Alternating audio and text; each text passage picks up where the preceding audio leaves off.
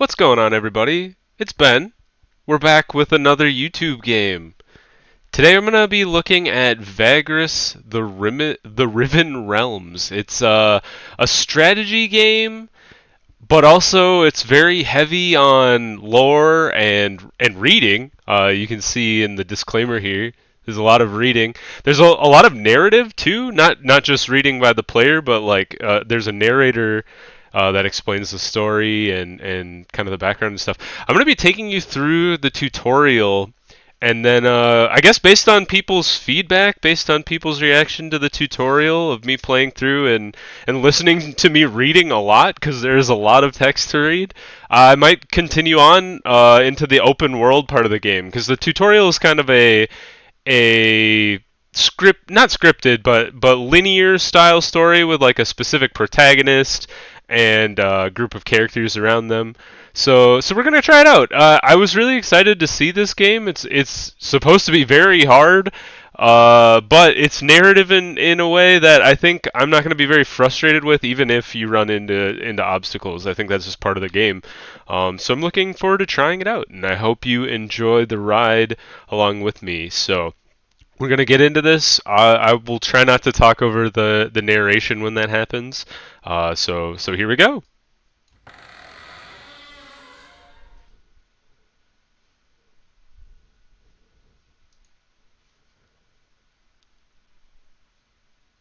The River Realms, they call it.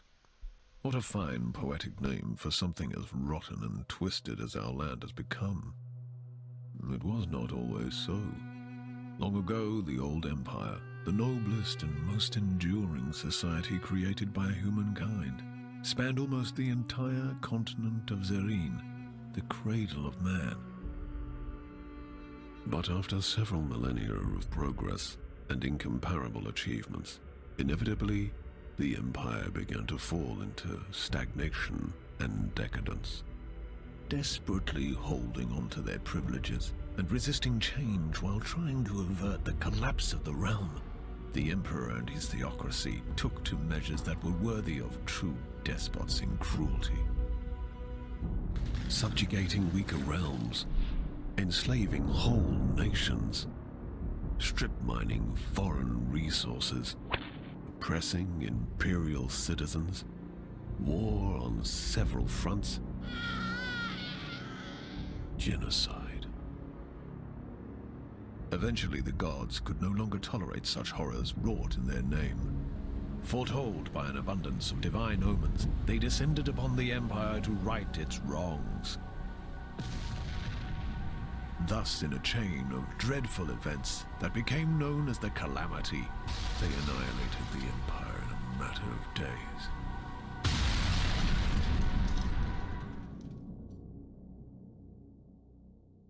The gods then finally saw what they had done in their anger and confusion. It is said that so much grief and shame filled them that they were broken, and they left this reality, never to return. The continent and its inhabitants seemed dead, but at length survivors began to crawl out of their hiding holes and faced a land that no longer welcomed them.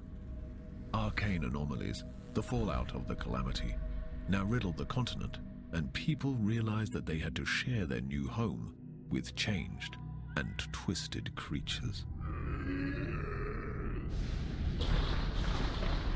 Terrible beings entered through the cracks in the tapestry of reality and rose to rule over the natives. In time, these new powers rebuilt the fallen empire in their own image, and the River Realms, now godless and vengeful, reincarnated from the ashes. The inhabitants of the land, such as I, now eke out a living under the crushing rule of the new empire.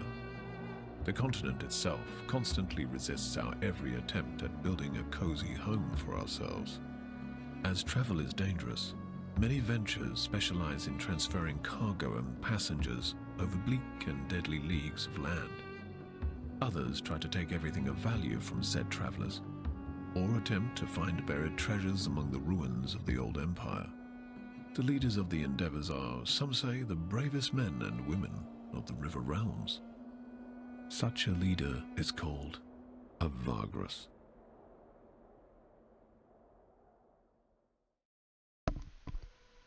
And that's us. We're the leader of such a caravan traveling across the wastes. So we're gonna start a new game here. You can see they're going for kind of, or at least with the old Empire, they were kind of going for a very, very inspired by the old Roman Empire. So we're gonna do Wasteland mode. This is the way it was intended to be played. The Dissonance mode seems like it's more of, not easy per se, but more of a narrative, wanting to explore the story rather than the combat and the management. But we're gonna try the Wasteland mode, which is the standard mode, quote unquote. Ah, yes, a Vagrus. What a profession. Daring and savvy, always watching the horizon, always looking for an opportunity, and of course, for what is best for his comitatus, eh? And you are a Vagrus too, are you not? Many of your kind have I seen in my long life as a vagabond. Care to listen to a story about your exquisite occupation, good master? It is a tale of woe and terror, but it is also a tale that is true, as I have seen it with mine own eyes. I like the idea that this guy just starts ranting about a Vagrus without knowing that we're a Vagrus. He just wants to talk about it. Well, we're gonna do the Pilgrims of the Wasteland, which is kind of like the tutorial of the game. So tell us your tale, old man. It'll at least help kill the time. Wise you are, good master. My tale is of a Vagrus, such as yourself, but one whose fate was cursed and wrought with ill fortune. It all happened a long time ago. 10 years, maybe more. I was but a passenger, travelling rough roads and forgotten ways with this comitatus, south along the feet of the great mountains of the west. Let's get into it. This comitatus I speak of had fallen under hard times. Perhaps it was due to imperial harassment or unfortunate decisions, or simply bad luck. Hierophants, saint of roads, does not always smile on us mere mortals. But however it came to pass, their coin was drying up, and their opportunities seemed few and far between. One of the last chances their Vagrus saw was to travel to the remote town of Scrapheap and spend their remaining funds to stock up on cheap scrap metal. This metal could be sold for great profit over in the east and south. It wasn't a bad plan, truly, but it was not without risks either. We're going to see what those risks are shortly. So, welcome to the Pilgrims of the Wasteland, a standalone story of Vagrus, the Riven realms. It serves as an introduction to the setting and also as a tutorial to the game. It behooves you to read the tutorial text and follow the instructions to gain a better understanding of how the game works. So as we go through, it'll point out things for us along the way, and there'll be icons next to things in the tutorial window that then points out important stuff on the UI. So we'll see that as we go. On the campaign map, your comitatus, which is your traveling company, always occupies a node, and that's where we are right here, and moves between nodes through paths. And you can kind of see this path that's laid out for us that we can take to Scrapheap and then beyond. Moving along the paths cost movement points, which are up here in the top left. We have 9 out of 9 so far. We haven't moved yet. Indicated next to each path, so this would take 3 movement points to get to this node, and then 3 more to get to Scrapheap, 2, and so on and so forth. Every in-game day you have a number of movement points to spend before you need to camp. So once we use up 9 points, or we use up so many points that we can't move any further, and you can see this is the total furthest we could go in one day is actually just 8, because there's no 1 to make us an even 9, so we'd have to get here and then stop. So to move, click on a nearby node and select Move from the radial menu. You can select a node that is farther away. The MP cost of moving there will be calculated in the path highlighted. And it wants us to move to Scrapheap, so if we click on this little indicator, that's Scrapheap right here. So we could actually click here and just move the 3, or we could click 6 and move all the way to Scrapheap, but every node we go, it's going to have like some sort of story or interaction. So even if we do click Scrapheap here and hit move, we'll have to stop here and see what resolve this interaction first. So I'll show you how that works. So we moved once, and now we have something to do. So most of the story is presented through interactive texts called events. Events let you make different choices at each step. Some choices have a number of consequences, while others have various dependencies. Dependencies mean that you can only pick a certain choice if you have the right prerequisites, which are skills, perks, characters, and so on. To select a choice, click on it, or use 1 through 9 to select the one you like. And then they want us to navigate this entire event to the end. So sometimes these are all available to us. Basically, they just kind of tailor to whatever your character's personality would be in this interaction. But future events, you might have a choice that's gated by, like, you don't have a certain skill, or you need a certain character to be able to intimidate somebody, or something like that. It's kind of like skill checks in like an RPG or something. So. Having gone ahead of the column with a handful of scouts, you watch from afar as your comitatus slowly trudges along broken terrain, making its way south ponderously among dormant geysers. All around you, the hills smolder lazily in the perpetual twilight. Are you all right? Javik's voice resonates with sympathy as he appears next to you on the ridge. You nod slowly, but do not look at him, your gaze lost in the distance where ash cloaks the horizon and the towering mountains to the south and west. You turn to your Komes and note his supportive smile. You and Javik have been traveling the realms together for years now. There's no person in the world you trust more than him, except perhaps yourself. I know you feel that your hands are tied, but like I said before, you made the right choice by leading us here. I love the pictures they use in this game as well. They really give kind of a nice visual representation of the devastation that you're crossing on a day-to-day basis. So, time will tell. I still have my doubts. It's a long shot and you know it. Wasn't much of a choice. Either this or returning my trading license and hanging myself. A little gallows humor. It has to work. We cannot fail like this. And thank you, but the last thing I need right now is a clumsy pep talk, even if it's meant well. I think you and Javik are pretty good friends. It would be rude to just be like, F off, man. So let's go with this gallows humor. Don't forget banditry. We could take serious coin waylaying travelers. Javik's smile is mild, but you're used to his sarcastic humor. Unfortunately for many, this is not a very lighthearted matter. Highwaymen and brigands roam the foreboding wilderness between settlements. Attacks are fairly common. Thus, travelers often band together for protection, which gave rise to the golden age of Comitatai and Vagri. Seriously, though, there may have been little choice, but how you go about it matters much more than I think. We stick to the plan and see how it goes, or how is the rest of the crew holding up, you think? Let's ask how the crew's holding up. They do have faith in you still, Javik says. It should not come as a surprise since you have known and traveled with most of them for years and years. Some founding members of the Comitatus you trust with your life. But you have heard stories about Vagri who've been abandoned for less. Times being what they are, Javik trails off, with Imperials cracking down on us independents more heavily than before, business is tough, everyone knows, and they appreciate your efforts to keep us floating. Our plan ought to give us another chance. The text in an event is highlighted pale blue. It means that you have found a codex entry. Clicking on these opens the codex and navigates you to the entry. So I'm going to be reading through these codex entries. I think they're really interesting to give you kind of a context for things that we're talking about in the story. I could just kind of breeze over it, but I think it really helps to at least give you the basis, and then, as we read them, we won't have to read them every single time, obviously, but I'll do them at first, and then, if people like that, don't like it, you can tell me in the comments. But I'll be starting with at least reading the entries. So the plan. You talked to your traveling company into this a few weeks ago, but each step towards the western mountains, more and more of them seem to have doubts. Such is the way of the road, perhaps.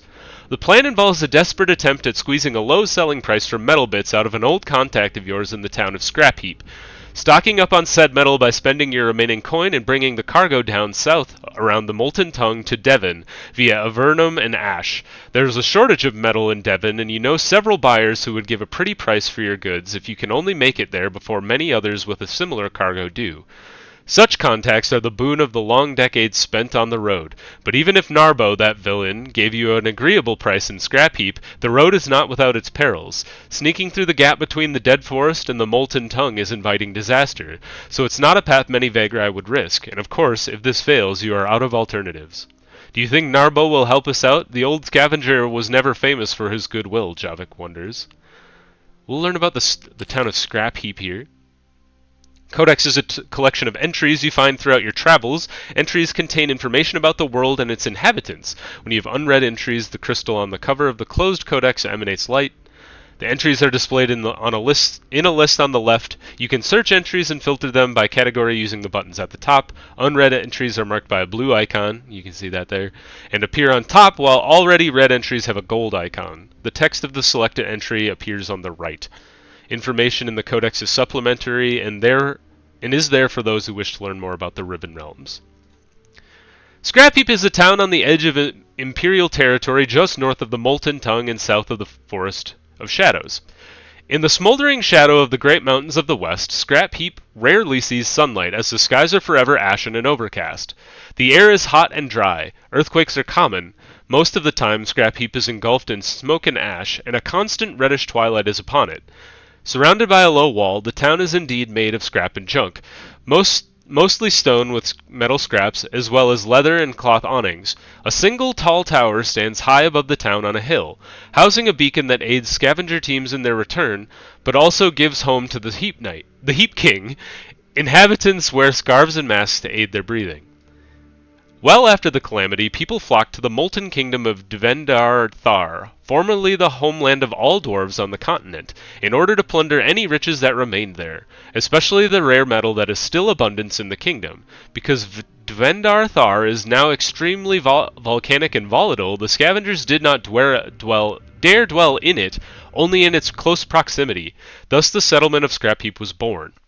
The town is not under Imperial jurisdiction because the Empire never gave a damn about its existence out on the savage, barely inhabitable mountainside, and simply let gangs in Komitata gather and sell the precious metal and ore in one of the border towns. Still, some trade houses sometimes set up a temporary compound there, only to get robbed and driven out months later. Scrap Heap is run by the Heap King, a gang lord who organized the previously chaotic and warring work teams. So Scrap Heap definitely sounds like a fun place to live. Let's learn about the Molten Tongue. The Molten Tongue is the name of a region in western Zareen. It is a gigantic, constantly flowing lava river.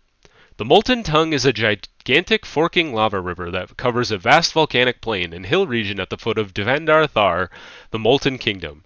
Volcanic ash from the nearby mountains covers the western sky day and night. Ashen storm clouds gather over the mountains and are lit from below by the fires among the peaks. The active volcanoes keep spitting meteors and liquid fire in the distance. Many small and large lava lakes dot the region, and the ground and smoke are either covered in soot or show angry red colors.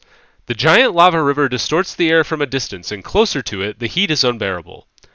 Before the calamity, Devendar Thar was the kingdom of all dwarves on the continent, a land unmatched in technological advancements, inventions, and ambition. One of the oldest dwarven royal lines, kings of the Devendar Thar were sympathetic to humans and aided them throughout the Second Age, and then became fast friends by the Third Age. The Inventor Kings showed early Imperials the art of metalworking and stonemasonry, helped them build their ancient cities, and taught them how to mine ores. Devendar Thar itself was abundant with metal and precious stones, so much so, in fact, that their unmatched pride, the Inventor Kings of the late Third Age, forgot the wise ways of their forefathers and started refashioning their massive stone fortresses and arching bridges from iron. By the end of the age, gigantic monuments and vast cities made entirely of metal stood among and atop the great mountains of the west. Between them, metal roads were erected high above the canyons and valleys. When the calamity hit, the slumbering volcanoes of Devendar Thar burst with cataclysmic force and melted the iron cities and roads, killing millions in minutes. Large rivers of lava emerged, and the sky became ash, the air poison. The few that survived fled the kingdom and became a homeless, wandering, disgruntled people with no hope or future. The area east of the mountains became a no-man's land of volcanic ash and lava. The many lava flows in the central mountain range and most prominent volcanoes merged into a single giant lava river that flows east and travels leagues before gathering into lakes of magma or slowing down and cooling. This river is the Molten Tongue. Not much can live near the lava formations, but that does not mean the fools don't try to travel there every now and again. Due to the calamity, the land is cursed to bleed lava forever, so the Molten Tongue has been spilling forth for over 1,000 years. We're kind of starting to see why everything's so rough around here in this land. Let's read about Devon. Only a couple more entries here. Devon is the largest settlement of the otherwise scarcely populated upper central region of the empire and its provincial capital. Today, Devon is almost completely underground in a series of dark, cool caverns accessible through chasms opening between the spires and the ruins of the old town. Labyrinth-like tunnels and caves give home to many wraiths and others, and due to its position in the changed empire, Devon now has the Emperor's Road going through it, elevating it to a major city and trading post that managed to outgrow its humble beginnings as a shelter by taxing travelers and providing a sheltered stop on a long north-south journey. Dwellings are carved into the rock or are attached onto rock walls, but even so, Devon is stiflingly crowded. Light is scarce, mostly provided by bright kelp. The city is among its greatest importers. So bright kelp is kind of like a phosphorescent plant that lights the underground city. Before the calamity, Devon used to be a middle-sized city, and the Emperor's Road did not pass through it. Yet the Emperor chose it as a site for one of his many mysterious projects, the Spires, a crown of a dozen metal blade-like spires made of smooth black metal, reached hundreds of yards towards the sky, occupying another city's worth of area next to Devon after a whopping 20 years of sorcerous construction. During the calamity, most of Devon proper was completely destroyed, but the spires were unscathed, except that they got buried in rubble about halfway to their tops. Even today, nobody knows what their purpose might have been. Nobody could harm the spires in any way, not even leave scratches on their matte surface. Quite a few people survived the catastrophe in nearby cave systems, but they changed during the centuries spent living underground and became a new race, the Wraiths. The tunnels they dig under the earth throughout the centuries since is what became the new city. So we're trying to get to Devon to sell the scrap that we're planning on buying, essentially. We have Avernum next. Avernum is a city, the regional capital of the empire where the Molten Tongue meets the Smolderbone Flats. Avernum is surrounded by a stone and bone wall, its watchtower standing every 200 yards. The bones were carried to the site from the Plains of Bone in the south at great expense and often carved with elaborate decorations. The houses of the city are in cramped lines, forming narrow streets and small plazas. Often plazas have leather and cloth awnings to shield them from falling and slowly gathering ash of the nearby lava rivers. Most buildings are dark brown due to the color of the stone available close by. An imposing stronghold called the Slag Fort, which houses the garrison and the prefectus in its great hall, was built upon the single large hill of the south side. Large warehouses can be found pretty infrequently in the outer districts of the town, along with smelting forges and furnaces. Some buildings are outside the walls, typically inhabited by the poor. The Reborn Empire soon moved back to the abandoned Smolderbone Flats after the calamity and found it ideal to settle because of the new resources that could be found there: salt, minerals, and even obsidian. Thus the city of Avernum was built at the western border of the flats.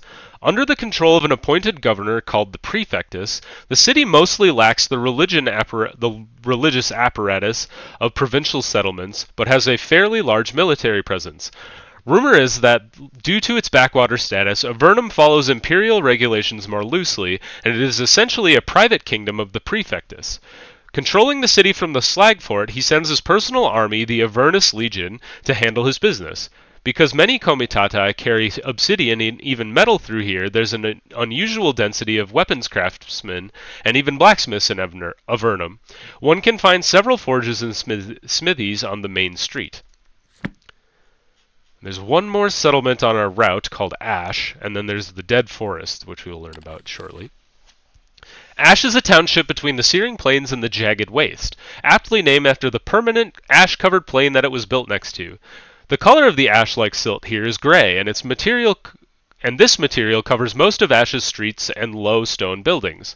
Ash is as far as an imperial road goes in the western provinces, and people claim it to be the last stop of civilization. These people have evidently never been to Ash, a hive of slaver scum and petty warlords, barely contained by the small local garrison. Slaver pits and compounds with clay or stone walls surround the town, but there's no fort or proper wall here. The small Legion garrison is set up in an abandoned compound on the west side. Nobody knows how the approximately 30-mile diameter ashfield got there during the calamity, or why it does not dissipate, but probably has to do with how the wind carries the silt down from the ashlands. The town was built and settled by those who struck out west after the calamity in search of habitable lands. Their dreams faded when they faced the searing plains, and they ended up giving up and staying in this melancholy place. Ash has always been a gray, sad little settlement, but some wanderers and nomads come here to trade. Due to its proximity to savage lands, it has become a slaver town, and the slave market is thriving usually. Therefore, some major imperial trade houses keep well-guarded villas of their own in the center of Ash. And then the Dead Forest is our last entry here. So the Dead Forest is a large woodland area which is counted as part of the Land of Shadows, situated between the Bronze Desert in the north and the Searing Plains in the south. Forever dark and foreboding, the trees in the glades still stand, but are leafless, blackened, and look dead. The area is in constant gloom, which is neither day nor night. There is no wind. The stifling air does not move. Black char, the remainder of green leaves long gone, covers the ground everywhere. Nothing lives here and nothing moves, except for the spider-like beings in the north part of the woods that manage to spin their webs so thick that all light is blotted out by them. Whoever touches certain dead trees comes to an unknown but presumably horrible end. Legends say that these dead trees still hold a curse that kills swiftly and uncompromisingly, which has made lumbering rather risky, if profitable. What used to be the shimmering woods before the calamity turned into a bleak and desolate place called the Dead Forest following the cataclysm. Spanning a vast territory the size of a smaller province, the unified woodlands are a shadow of their former selves. The Empire was in no hurry to reclaim the foreboding place, and even today, apart from a few outposts gathering timber, nobody visits the forest. When you're, doomed to a grisly death by touching a tree, I could understand why. Nobody would want to lumber the Dead Forest. So we've been asked if we think Narbo will help us out. Narbo is clearly maybe not a friend, but an acquaintance of ours, and we're hoping to leverage our friendship to get a good deal on metal. One can only hope. I haven't seen him in years, but he always did good business. That said, you're not sure he would remember you or if he is alive at all. That would put a hole in our plan. If he is not willing, we must find a way to compel him. There's no telling what you would be capable of if it came to that. Or he has to help us out. He won't be able to pass up the opportunity to make us indebted to him. Even the thought of selling yourself out in such a way makes you feel dirty. I kind of have that feeling, I feel like we're going to get ourselves in something that we'd rather not, but we don't really have much of a choice. These are dark times. They call for desperate deeds, but such thoughts make me uncomfortable, to be honest. Javik rubs his chin absent-mindedly. You've seen this expression of his too often not to realize he's using his sorceress talent to read your mind. Taking a peek? Taking a peek? Apologies. Javik rubs his eyes quickly and looks away. You know how it is. It comes to me so naturally that sometimes I don't even notice I'm doing it. Your thoughts were loud, Vagrus. I have to actually block them, you see. After joining your comitatus 6 years ago, Javik proved to be an invaluable asset. Not only does he sense moods and thoughts around him, but he is also able to subtly manipulate others when he focuses his inner energies. It comes in handy when doing business. Then there are his other perks. A few times you saw him shatter the minds of men and beasts who tried to kill him. Not a pretty sight, but a very effective deterrence. Yet, because he is not a trained sorcerer, at least not in the traditional sense, his abilities are sometimes difficult to control. You have become accustomed to his impromptu thought scans, while others find it less bearable to be around him. For this reason, he has kept his abilities a secret for many years overall. But you can't keep a secret such as this for long in the close-knit community of a comitatus, especially not if you keep bursting minds and knowing things you shouldn't. So there are only a handful of your comes who put up with being near him for any length of time. But even so, he has not probed your mind in years, certainly not on purpose, but neither by accident. Perhaps he is in less control now, which suggests he's more on edge about this whole trip than he lets on. Like I said, I think we're pretty good friends with Javik, so I don't want to be a dick to him just because I could. Apology accepted, you manage a faint smile. Let's return to the others and push on. There's still a day's travel ahead of us. Both of you head west to join the column. You go back to the Comitatus. End. So that's the kind As of... we were coming up to the gates of Scrap Heap, this trash pile town of cutthroats and scavengers, we could see the vast mountain ranges of shattered Bivandar Thar looming ominously over the horizon, half shrouded in the gaseous vapors belched forth by the volcanoes in the far west. My companions prepared to do their business in town as fast as they could, not wishing to tarry in this notorious place. So those are the kind of events that you go through just like day to day. Let's continue on to Scrap Heap. When a comitatus enters a settlement, you can select from a variety of options, each on its separate pane, revolving around resting, resupplying, and trading. You also have the opportunity to initiate stories located in the settlement. This time, only the story pane is active. Follow the available story, which is right there. At the foot of the ever-fuming mountains of the ancient Dwarven kingdom lies Scrap Heap, the town of scavengers. Debris and junk is piled into veritable hills upon which the rickety homes of the decrepit inhabitants stand precariously. Ash lingers everywhere, and the sun is almost always absent from the twilight skies. Deals are struck by day and night over the precious metal scraps gathered in the ruins of nearby Devendar Thar, while the Heap King oversees all from his dreaded tower. Shady eyes and soot-covered faces watch from under ash-laden awnings. Life is cheaper than iron here, they say. Some say. We should track down Narbo. Can he be convinced to help you out? You make your way to the Wraith's Stash, a notorious watering hole tucked away in a small street just beneath the imposing tower of the Heap King, but not quite under its immense shadow. Few frequent the establishment, which makes it perfect for Narbo and his little operation of honest merchants, quote-unquote. Apparently the knave is not only alive, but has done well for himself in the past decade or so. Taking only Javik, you leave the Comitatus to the care of Titus, your quartermaster, while you are gone negotiating. Ashes flitting from the black sky as you cross the street, and nod to the bouncer of the Wraith's Stash. You give him your sidearms quickly. Rules are rules, at least as long as they can enforce them. Yet you have the courtesy of allowing you to keep your dagger, and of course you have no idea that what Javik is capable of should it come to a scuffle. Not that you expect such a thing, but with Narbo, no one ever knows. Though you have told your crew that he and you go way back, the entrepreneur is a capricious and manipulative man with whom you did not part on the best of terms. Does he remember that? Surely. Could he be persuaded to take your proposal? Who knows? Your eyes slowly adjust to the dimness of the tavern's interior. Only a few candles and a lamp at the bar illuminate the common room. Shadowy faces turn towards you and observe you through the smoke. The bartender, a thick-set man in a dirty tunic, is chewing tobacco serenely. Above the bar hangs the skeleton of a large heap lizard on display. Narbo is sitting at a table in the back, his bodyguard half hidden in the darkness at the wall behind him. Let's make our way over to Narbo, since that's what we're here for, and we didn't really want to mess around, waiting around to try and get this deal done. So this must be Narbo here. He's got a gnarly scar there on his cheek. The entrepreneur looks up from a stack of papers in front of him and rubs his eyes. Narbo is a corpulent man with a bushy dark beard and a few missing teeth. Part of his face is covered in scars similar to those left by old burns. That, coupled with a withered and mutated left arm that hangs limply at his side, is a clear indication of the taint. That's not something I'm familiar with. I wonder if they'll explain that.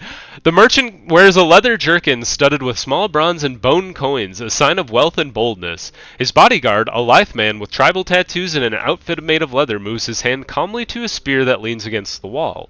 Narbo's mouth falls open as the spark of recognition flares up in his eyes. No wonder, it has been 10 years.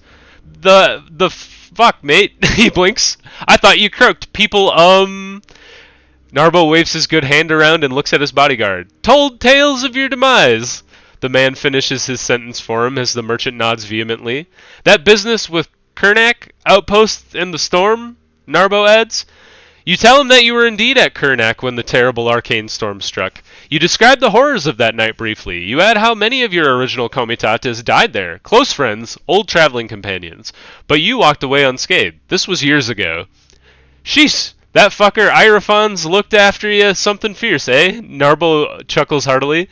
But I'm sure you haven't come to reminisce about good old times, eh? His predatory smile makes you cautious, even though he invites you to sit down with a casual wave of his meaty hand. Let's see. Apologize him for the unfortunate way you parted 10 years ago. Get down to business right away. You have no time to spare, or remind him you do not like threats. Let's get down to business. I don't think he's threatening me. And I don't want to remind him about any unfortunate business if he barely remembers me, so let's get down to business. You tell Narbo to let bygones be bygones and instead listen to what you have got to offer now. You got some balls coming here all business and bold after a tense moment.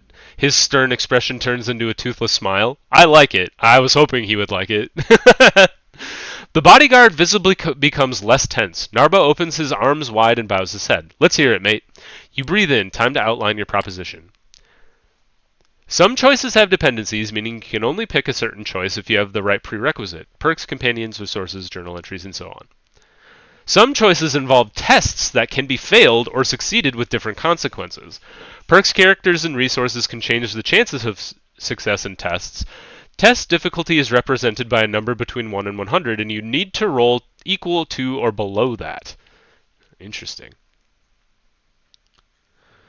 You explain to Narbo how you want him to give you a discount on a shipment of metal scraps, which you would then smuggle into Devon through contracts you have in the city's underground. The profit on the shipment would be quite exquisite. You do not name your contact, but divulge enough of her that the plan looks solid. Buyers, you say, are lining up, expecting the shipments soon. Narbo sits in silence, eyes fixed on the table as if listening to some noise from afar. He does not cut you off at any time during your proposition. At length, after you are done, he looks up and gives you a weak smile. That sounds like you've been thinking about it a long time about it, he says, shifting in his chair. And this is a great plan, except for the part where I give you a discount for you asking and not much else. And I don't do that, mate. That would make me, an almoner, the bodyguard adds discreetly. That a word? Narbo looks up at him. When the man nods, he turns back to you. I, an almoner, see? I'm no almoner. You know I gotta do better than that. What you got for me? So what do we got here? Let him know that in exchange for his help, you can help him out with a problem he might have right now. Well, we don't have the prerequisite for that. We need Narbo's secret value. Weird. We could reveal that we're in a bad spot and it's your last chance. I don't think he cares about us. We could remind him that the two of you used to make a great team and this would rekindle that partnership, which is a very low chance of success. We could increase your chance of succeeding in the test by 10%. Huh. I don't know if that would ever tell us if this would up our chance of success. But I think we should pick the one that gives us the best chance of success. So we're going to tell him that you will be in his debt. He will make a tidy profit as it is, but you will owe him a favor. Damn it! We failed, 88 to 55. So we must have rolled a 51 and the test was an 88. Oof, that's a high number. After a considerable pause, Narbo scratches his beard in thought and then turns to you again. Fair enough, we used to run together. I know you are capable, but just to be clear, you do owe me a favor for this and I'll collect. The moment you make the deal in Devon, you come back here and we share. I want quarter, no haggling that. So I wonder if we had passed, maybe he wouldn't have asked for the quarter? You frown when you accept his proposal, but inside you are gleeful. You could not have hoped for a better result. In truth, a quarter of the price is not only doable, but would leave you with enough to keep paying your crew for several future jobs. It could be a new start. Narbo instructs you to give him an hour and then look for his people at the market, and simply introduce yourself. They will know what price they should give you on the metal scraps by then. I expect you to return within 2 months, give or take. Fail in that, you'll be hunted, have no doubt about that. And you know I can mobilize half the bounty hunters in the realms. When you nod, Narbo motions to his man. You and Javik stand up and make ready to leave. Raver will take you to the back exit. We don't want people getting the idea they can come here and beg for almonds now, do we? I love almonds. You got what you came for, so you leave the raised stash to the back entrance and head back to the Comitatus. And end. Your journal located in the bottom left is now active. It is your means to follow stories and tasks. Open your journal now by clicking on the book in the bottom left corner. Oh, this book. I was like, I don't see anything. It's much bigger than I thought it was. Oh, cool. You can click on the image to get just a bigger view of what they're showing you. That's very neat. The journal allows you to view quests, tasks, and other related information. You can search for entries in the search field and filter them in the drop-down filter buttons on the top left. Entries are separated into objectives and qualities into their respective panes. Objectives are your quests and ongoing stories. The text of a selected list item appears on the right. These describe the quests or task and provided active objectives. Unread entries have a blue exclamation mark icon right there and appear on the top, while already read entries are marked by gold dots, active, and green checkmark for completed or a red crossed circle for fail. Tasks are non-narrative missions and goals you can complete for rewards. There are several types like trade opportunities or mercenary work in Pilgrims of the Wasteland, but in Pilgrims of the Wasteland you can only find passengers here. Passengers have to be taken to their destination where they will compensate you for your trouble. Be careful, because sometimes passengers will leave if you take too long to get to their destination. I like the idea that you could take somebody along and you're going too slow so they just bail. But are they going to wander off into the wasteland? That seems really dangerous. Qualities can be statuses, gathered information, secrets, and so on. Unread entries have blue exclamation mark icon and appear on the top, while already read entries are marked by gold circle icon. Close your journal after checking your objectives. So we have the shipment. You must save your comitatus by taking a large shipment of metal to Devon. We've found our contact and struck a deal with him. We must buy everything for the journey at the market, which equals 24 metal scrap metal goods, have at least 800 supplies, and the awnings equipment. And we're in the Mountain of Fire? Or the chapter, or the objective would be in the Mountain of Fire. Nothing under either. We have a task for the wandering old man. Is this the man telling us the story? It must be. I don't know what this does. One passenger, no fighters. He consumes one food, I assume, and we need 0.1 workforce to carry him along. And he will pay us 1 gold. We must be hard up if we're accepting jobs for 1 gold. No qualities yet. So, close the book. The market pane is now active, so we'll go there and we will buy all the metal. But we'll do that in the next episode. We've already carried on for a little over 40 minutes here. So I will pause the episode there and we'll jump back in with episode 2. As always, if you enjoyed the video, give it a like. Feel free to subscribe to the channel if you want to see more of Vagrus, the Riven Realms. I'm really excited about this game. It's giving me really heavy D&D vibes. At least the groups I play with, very narrative-driven. Lots of descriptions and text, and the world is super cool. So I'm really excited to see where this game goes. The kind of stories that it can tell and what kind of character we can create once we actually get through the tutorial. But we'll leave that off for now in episode 2, and I hope to see you in the next one. Bye, everybody!